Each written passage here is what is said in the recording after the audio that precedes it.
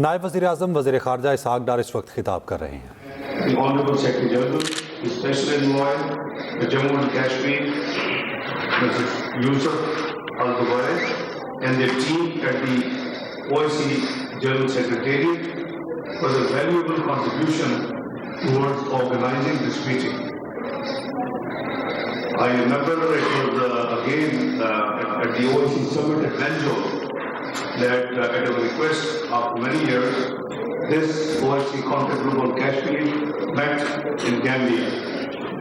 Today's meeting provides an important opportunity for reviewing the prevailing situation in Indian illegally occupied Jammu and Kashmir.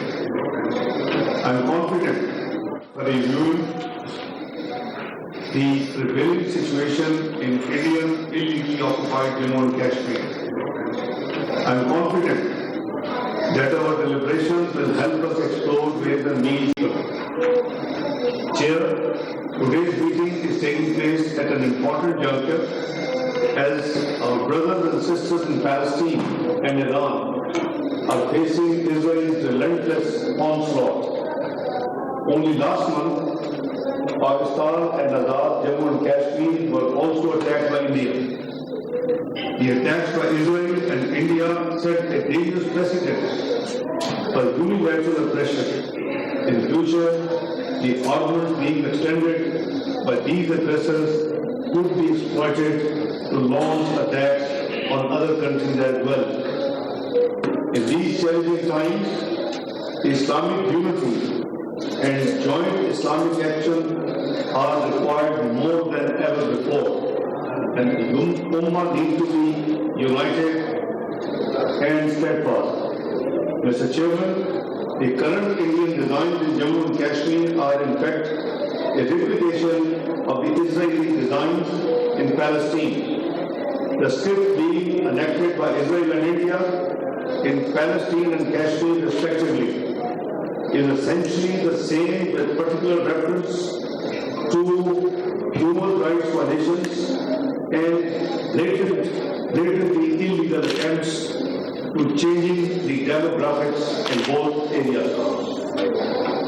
The situations are worsening and call for the urgent attention of the international community for a peaceful resolution. In accordance with the relevant UN resolutions and aspirations of the local Kashmiri people. This attention, however, must not be aimed at legitimizing the status quo. Illegal and lopsided solutions cannot be unilaterally imposed. Only those solutions could bring the lasting peace which are in conformity with the international law and UN Charter. The true peace is characterized by a prevalence of justice, not absence of violence. India attacked Pakistan and Azad Jammu and Kashmir without any verifiable evidence or a credible investigation into the crackdown attack of 22nd of April 2025. It chose the path of belligerence and aggression despite an offer by the Prime Minister of Pakistan, Mohammad Shahbaz Sharif, for a transparent and independent probe into this tragic incident of Pahalgam. Most deplorably, India did not pay any heed to the calls for restraint made by the international community, including the United Nations and the Organization of Islamic Cooperation. During the intervening night of 6th and 7th May, India deliberately targeted the civilian areas on the false pretext of presence of terrorist infrastructure, resulting in the martyrdom of innocent men, women and children in large numbers. India's unprovoked firing and shelling at the line of control also resulted in the loss of precious lives, houses, infrastructure and other assets. In view of India's unabated aggression, Pakistan was constrained to respond in line with Article 51 of the UN Charter to defend its sovereignty and territorial integrity. Our response in the early hours of 10th of May 2025 was mature, collaborative, restrained, and targeted only against military installation as opposed to Indians' cowardly attacks on the civilian population in Pakistan. The purpose of our action was to demonstrate our right, will, and capability to defend our territory, people, and our motherland. We also meaningfully, responded to the air and the sky fight on the night between 6th and 7th of May by downing 6 jet fighters of India, including 4 Rafales, 1 Su-30 and 1 MiG. Mr. Chairman, these disturbing developments have once again shown that a peaceful settlement of the Jammu and Kashmir dispute is imperative for a lasting peace in South Asia.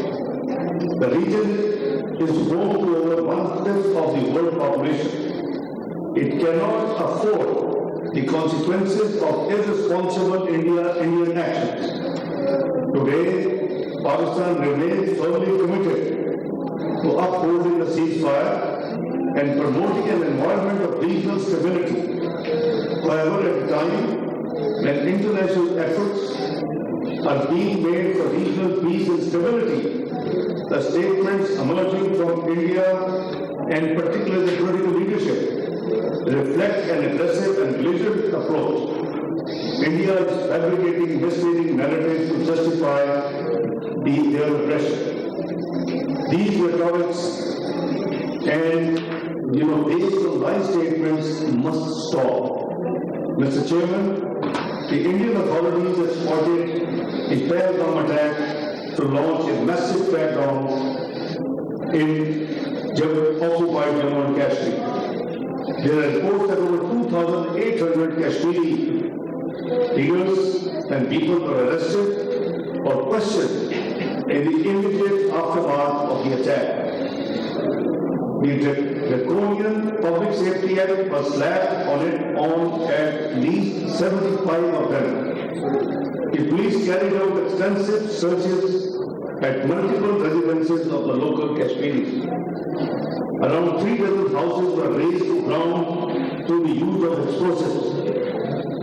Following a directive from the central government, the authorities in Indian illegally occupied Jammu and Kashmir started reporting Pakistani nationals within their respective jurisdictions.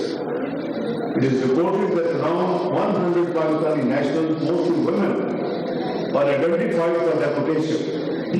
The directive inter alia resulted in split of families and children being separated from their mothers. There were reports of clashes with the Kashmiri students studying in India. In the first 6 days after the Pahalgam attack, at least 17 incidents of intimidation or violence against Kashmiri students were reported in different Indian states. Mr. Chairman, the extremist elements in India spread anti-Kashmiri narratives in India with Islamophobic undertones. We are grateful to the OIC Independent Permanent Human Rights Commission for issuing a strong statement expressing deep concern over the alarming rise in Islamophobia, hate-motivated violence, and targeted reprisal attacks in India and Indian illegally occupied Jammu and Kashmir in the aftermath of the Pahalgam attack. Ladies and gentlemen, in the last 78 years, India has tried different methods to consolidate its occupation of the large parts of Jammu and Kashmir. However, an intensified campaign to Indianize Kashmir and transform its people into a disempowered community has been in full swing since 5th of August 2019. Mr. Chairman, in the last 6 years, the Indian authorities have taken a series of legislative, judicial and administrative steps aimed at altering the demographic structure and critical landscape of occupied Jammu and Kashmir. To crush that sense, the Indian authorities have created an environment of fear and intimidation in Jammu and Kashmir. Draconian laws such as Public Safety Act, Armed Forces Special Powers Act, and Unlawful Activities Act offer impunity to the Indian forces to arrest or kill any person and destroy any property. Since 5th of August 2019, 990 Kashmiris have been killed, another 2,465 were injured and tortured. The number of critical prisoners remains in thousands. Properties of Kashmiri activists are being confiscated as a punishment. The Indian authorities have outlawed 16 political parties under a counter-terrorist law, the Unlawful Activity Prevention Act of India. The office of all parties who conference in Srinagar has also been seized. Mr. Chairman, Eid prayers at Srinagar's historic Jama Masjid have not been allowed for the last several consecutive years. We sitting here at Mumbai should take notice of this for the last 7 years. You know, the Eid prayers could not be offered to Muslims at the historic Jama Masjid in Srinagar. What a shame. Friday prayers at the mosque are also prohibited at times.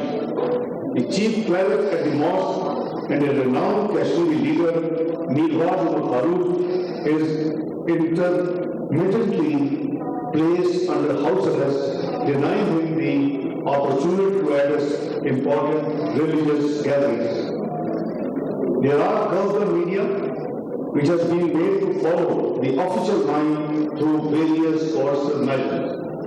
Ladies and gentlemen, the international human rights organizations and the civil society have extensively documented human rights violations in the Indian illegally occupied Jammu and Kashmir. Amongst others, these human rights abuses have been documented by the UN Office of the High Commissioner for Human Rights and the Independent Permanent Human Rights Commission of the Organization of Islamic Cooperation in separate reports. A number of UN special procedures have also expressed concerns about different facets of this dismal situation. Ladies and gentlemen, last year, the Human Rights Committee in Geneva made several important observations about the situation in occupied Jammu and Kashmir during the review of India's 4th periodic report on implementation of the provisions of the International Covenant on Civil and Political Rights. The committee recommended that India should review its counter-terrorism laws